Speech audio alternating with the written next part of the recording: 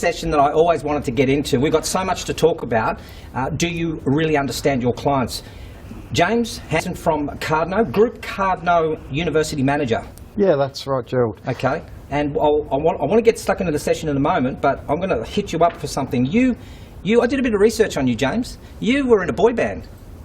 No. Yes, you were. You were part of the Hanson group. You were the bop. I listened to that song on the way here and watched the video. That's you. I did have longer hair back then, actually. I did have longer hair back then. What was that, 20 years ago? That was the transition from music to this. Cope well. Cope well. Happy days. And my research from Sam, it shows me, you're looking going, oh, what's he going to say? Sam, you were a cage fighter. I was indeed, yeah, many years. No, but seriously, super well. You are a cage fighter. How can we get a real one? Yeah. Didn't you get beat up today or something? I got beat up quite badly today, really? Yeah. By your children? By somebody about half my age, less than half my age probably, actually. Nice. Yeah. Just sparring though, there was no malice. Now you're Rhodes Business School. I am. You're the founder and the business development manager. So you're everything, the janitor? I cover the lot, absolutely. Clean the bathrooms. And because I said we've got so much to talk about here, James, I want to get stuck into this. I want to ask you the first question here. Because I think when it comes to understanding clients, I get confused. So can you tell me from your perspective, what is it that you look for in a provider? Yeah, sure. Well, for me, it's someone who I can trust and who can help me manage risk. And what I mean by that is when I'm buying a service, it's very different to a product. If I'm buying a product, I can Google it, I can research it. If I'm going into a shop, I can quite often know as much as a salesperson. In fact, sometimes I can know more. If I'm buying a new jacket, I can go into the shop, I can look at it, I can try it on, I can ask others their opinion. All of these things before I hand the cash over. Yeah. A service is very different. Usually you don't know the results until after the event. So what that means is my risk goes up significantly. So I need to work with somebody, or I'm looking for somebody who I can trust and who can help me manage that risk. So how do I build trust? What do I do? Well, there's a number of things. I think it goes into the heart of everything we do, and that is, to begin with, don't try and sell to me. Put yourself in my shoes and think about actually the buyer. It takes time. I don't think credibility is automatic, and trust takes time and a number of wins. Referrals are good as well. So if somebody who I've already got a trusted relationship with refers me to somebody else, well, that means a lot to me, and that's off to a good start as well. But I think the main thing is trust isn't automatic, it doesn't happen overnight, and it just takes time. Because you two guys didn't know each other before you built a business together. And when I say that, you were a provider and you went to James for a service? That's right. So and so how did that work? I mean, how did you approach James?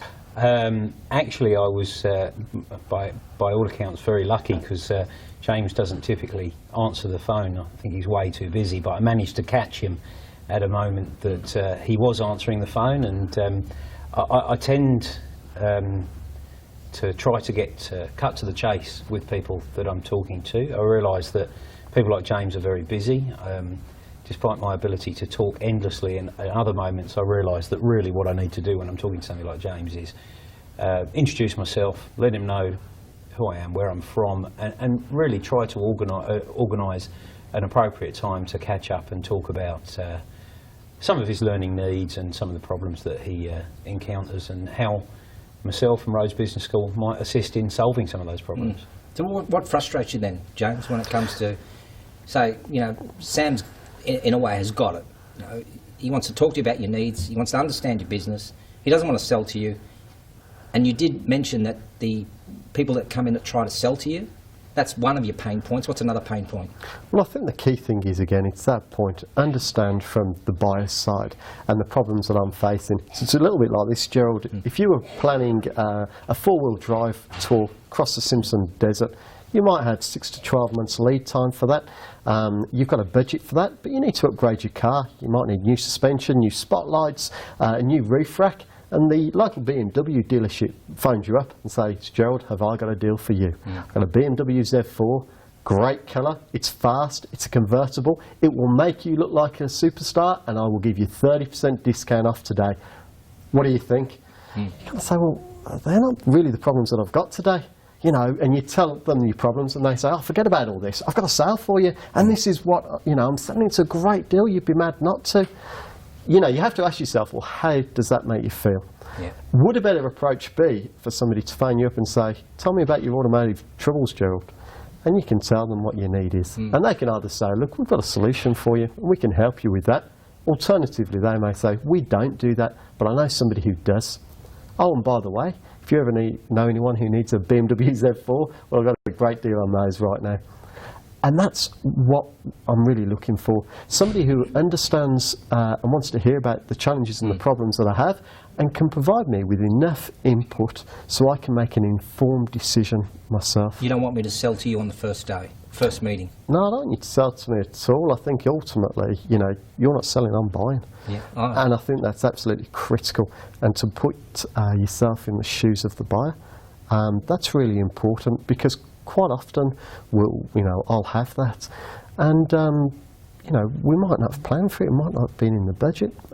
Understanding the buying cycle is quite different, so understanding the buying cycle is a really important factor. And I want to get into that, into the whole buying cycle. So I like what you said, is that let's not try to close a sale, let's try and open up a relationship. And a lot of people try to go straight to the sale. I think that's the crux of it is, you know, in any kind of business development or sales role, if you like, clearly the point of the role is to get to a point where you're going to be doing business with somebody. But I think often what's misunderstood in the L&D industry is the lead time, the cycle, and I think it's very naive for anyone to turn up for a meeting with a potential client, or even especially, you know, on the phone the first time you're talking to them, you know, and expect some sort of contract to be signed. I mean, aside from the fact that most organisations have normally booked their training out for a good few months in advance,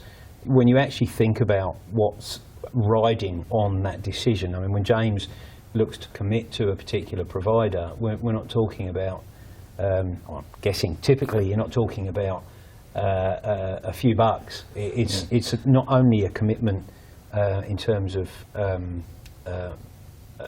normally a fairly substantial amount of money, but it's also a commitment that says a lot about his ability to do his role well. It's a commitment in terms of the impact it's going to have, not just on the cohort, the group that's going to do that training, but the whole culture of the organisation. So when I go and meet with somebody, I'm very, very clear with them that my expectation, I mean, quite clearly, if they turn around to me and say, right, we've got, you know, all this work that needs to be done, can we start next week? Yeah. Then I'm clearly not going to say to them, well, you know, let's, you know, I'm going to do my best to help solve that problem. But realistically, most of the meetings I have with people, and what I say up front is that I'm looking to develop a relationship with them. I'm looking to provide them a service which, as James was talking about, is about understanding their problems and providing them with a solution. And I can't do that unless I understand them. I can't do that unless I understand the organisation, I can't understand the culture, and that takes time. So really I'm looking to get to a point where, as and when James has a problem, he knows he can phone me up and say, mate, can we have a chat? This is my issue, how do I solve it? But that takes time. I've had clients I've been working with over 2 years, you know, before we finally get to the point of delivery. And I still